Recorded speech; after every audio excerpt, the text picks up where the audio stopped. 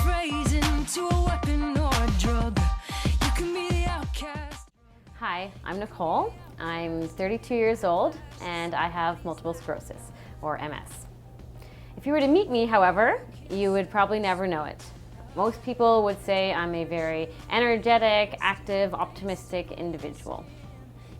I've been asked a lot more recently how I do it, how I've managed my health for so many years. So today I really just want to share what I've learned and what I've done in terms of lifestyle factors, in terms of nutritional aspects, and in terms of natural health supplements for myself that has really improved my health and managed my MS completely.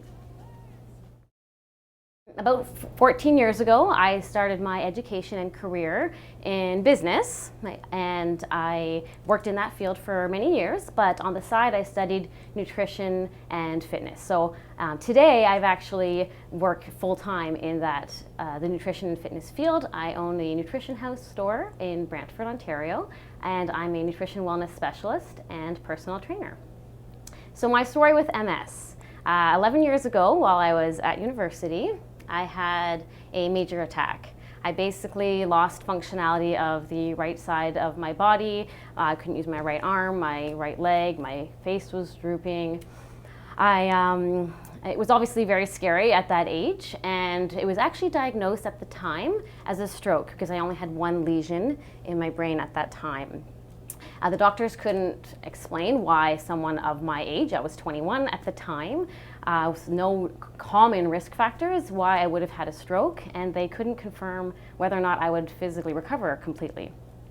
However, I believed that I would recover. I had relentless determination, support of friends and family, nutritious lifestyle, nutritious diet, physiotherapy, and within 2 months, I had fully recovered. About a year later, I had some tingling and numbness on the left side, but not a full attack again. So during this time, I started to study everything I possibly could learn from a nutrition and lifestyle perspective to prevent another stroke from reoccurring. So I began my research. I worked with some nutritionists and naturopaths and other health professionals, and really I guess what I really realized initially was that there is an immense amount of information out there and a lot of different opinions. So I basically pulled together the information to what works for me and implemented that in my life. And I still, to this day, follow most of those same guidelines, even for my current condition. I wanted to share this information with friends and family because I started to realize how great I was feeling. So I quickly became known as kind of being passionate about health and fitness. 3 years after the major attack, I was at my annual MRI appointment, and the doctors at that time said, "Nicole, we now can see multiple lesions on your brain scan, and you have multiple sclerosis." It was not an MS attack, it was not a stroke that you had, it was actually an MS attack. And apparently, this can be misdiagnosed because at the time I only had one lesion. And it was, when I found out I had MS, of course, it's a bit of a shock. I didn't know a lot about it. I didn't know what to expect. I started to concern of the worst. It is typically a degenerative disease. It affects the brain. It can cause a lot of physical disabilities. It can cause vision and a lot of other things. So it's definitely a concern, but I decided, and this is one thing I will want to talk about, is that I was going to focus on health. And I didn't want to do the pharmaceuticals. That was my personal opinion, personal decision, but I decided not to do the pharmaceutical route for prevention. So I went and really wanted to study the nutrition and natural health aspects. So now I'm 11 years later since the first attack. My doctors are just very impressed. My neurologist that I see every year is surprised by how well I am, and actually says that hopefully I will never have another attack because I'm really managing it well, and I want to share all those tips and suggestions with you today. For myself, I really would like to focus on health rather than fear. When you are diagnosed with any kind of disease or condition, or even if you're not, fear can really overtake you. What if I can't walk? What if I'm in a wheelchair? What if I lose my vision? There's a lot of fear of what the possibilities are, but I really believe that focusing on health, believing that you deserve to be healthy, and really kind of taking an action plan to follow that healthy path, but focusing on that mindset has really made a big difference in my life. So I've got a lot of aspects of my life that are stressful. Most people do. I wouldn't begin to suggest that we should try to eliminate all stress from our lives, because that's not realistic. But it is important to be able to manage the stress and to really have a different view on stress as well. Because stress can sometimes be good. It can make us work harder and achieve new things and grow and develop. So it's just a matter of managing, the type and the amount of stress. There's a lot of things, the whole topic on its own. But for me, I have taken some natural herbal stress remedies, and I do often do that route as well. But even just, talking to people, creating an action plan, saying no to things if you don't have the time to do it, yoga, meditation, prayer, having a nice bath or something. There's a lot of different natural stress relief tactics that you can try to implement in your life. And stress does have a correlation with a potential MS attack, so it is important to really try to manage that. It actually has really a physiological impact. So it's not just that it's in your mind. When your body feels a lot of that stress, it affects your adrenal glands, it affects your thyroid, it affects your cortisol levels, and all those hormonal imbalances can really have a detrimental impact on your health. So it's not just in your head. It really is important to try to manage how you perceive and how you deal with stress. And don't stress about being stressed. That's another one. Getting adequate sleep, I think, is very important, and I've been blessed to get good sleep overall, but a lot of people don't.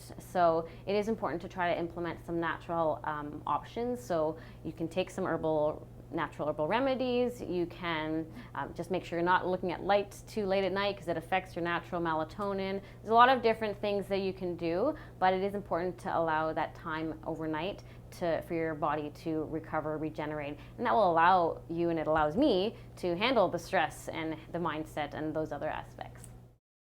I'm very active. I like to go to the gym. I like to work out, but I recognize that a whole lot of people do not enjoy those things. So I don't suggest that everyone needs to go to the gym, because that's not realistic and it's not likely to be implemented, but if you don't like it. But just being physically active, just moving, just going for a walk or a run or a bike ride or dancing or doing some exercises at home, doing something that's moving your body, really important for heart health, for bone density, for mood. I definitely notice an impact if I go through a period where I'm not as active. So that has been, for me, I think, a big difference maker as well. Nutrition. This one I get asked about a lot, not just from an MS perspective, but from just general health and vitality perspective. So I'm going to go through kind of what I eat and what I don't eat so much. First one, no one will ever argue, is eating a lot of vegetables, particularly green vegetables. Full of nutrients, full of fiber, very alkalizing to the blood, which is extremely important, and keeps you full as well from a satiety perspective. So I definitely really recommend, and I will always eat lots of vegetables. Fruit as well, not as much because of the high sugar content in some, but I definitely will incorporate fruit in. They have lots of antioxidants and nutrients as well. Another one that I want to talk about, and it's a little bit more difficult, but I really recommend when it comes to grains and those other types of carbohydrates in general, I really like to suggest, and I do it myself, is eating real food. So trying to eliminate a lot of the processed foods that have artificial things and whatnot in them. And one of the ways that I've done that is actually through eliminating wheat products, which is anything made with flour. Now, I made that decision many, many years ago, and I do feel that it has had a significant impact on my health. Wheat is very inflammatory, and you don't want to add that inflammation in your brain when you have a neurological like a condition. Inflammation in the body in general obviously can be very detrimental.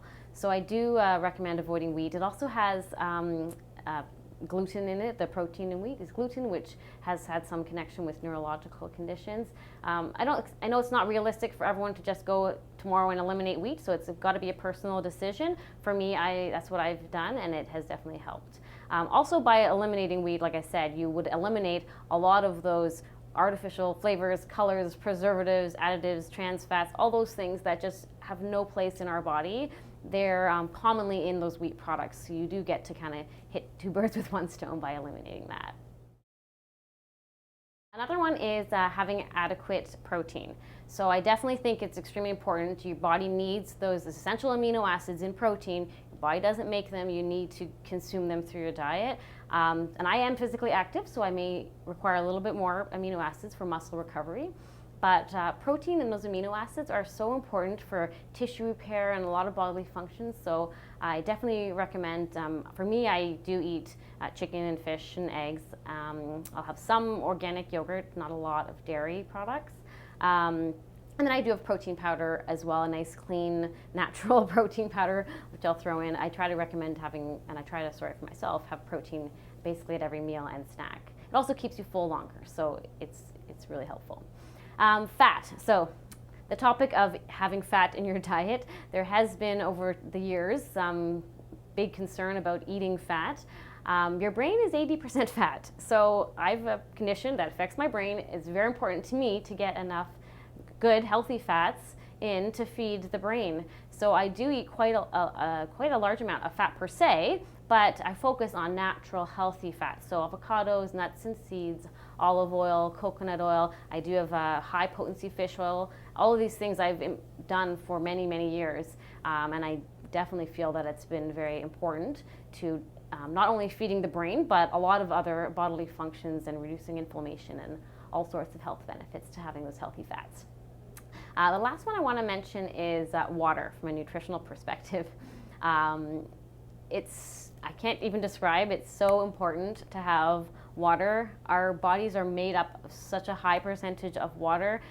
If we didn't have water, we would basically just stiffen right up and we wouldn't be able to move. It allows your body to absorb nutrients, eliminate toxins. It allows you to have joint mobility. It helps with hydration. It helps with energy levels. I drink a lot of water. I have for many, many years, and I definitely think it has a very important impact. We live in a country, we have such easy access to water, and we have so many people who are chronically dehydrated. So I definitely like to try to recommend for others and for myself to maintain that good, clean water intake. So the first one is omega-3 fish oils. I kind of briefly mentioned that earlier, but your brain is 80% fat. It has to be a high potency, purified, clean fish oil, which is what I've had since almost 11 years now, I guess. But having a high amount of DHA, that's the portion that's really helpful for brain health. I also have one that have the high EPA as well, which is good for heart health and other things. But the DHA is the part that really is the most important for the brain. So I highly, highly recommend that, and I've definitely done that in my life. So another supplement that I've been taking for a long time is vitamin D. And if you have MS, your doctor may have already recommended that to you. I personally take about 3,000 to 5,000 IU per day, but the daily recommended amount for an average individual is only about 1,000. So that's going to be an individual personal decision. Another one that I take is probiotics, and for me, I've used that it's basically a healthy flora for your gut. So I've been using that to help with digestion and things in my gut. Also, your immune system starts in your gut. So for me, it's very important, and if you have MS, you want to make sure you don't try to avoid getting sick and staying healthy. So for me, that's why I've been incorporating probiotics into my regime. Another supplement I take is magnesium. Magnesium really helps to relax the muscles. It can help to prevent headaches, potentially with muscle spasms, constipation. There's a lot of different health benefits that, or potential symptoms of magnesium deficiency. So I take it really to help with relaxing the muscles and those types of things. I usually take it in the evening. I also take a vitamin B complex, which is also often recommended and helps with if your body's under stress. I also take some herbal teas, so that's not necessarily considered a supplement, but I do have some green tea, lavender tea is relaxing, dandelion tea, very detoxifying. So I do like to have some of those herbal teas in. And for me, actually, from a detoxification perspective, I actually do an herbal cleanse usually once a year as well. So that's everything. I realize that there's a lot of information that I shared, and it can seem overwhelming or daunting. It took me time to implement all these things. It doesn't happen overnight. Usually just recommend starting with one thing that might seem right for you. These things really have made a very positive impact in my life, and I just hope that anyone with MS out there will be able to benefit from some of this information as well. Thank you.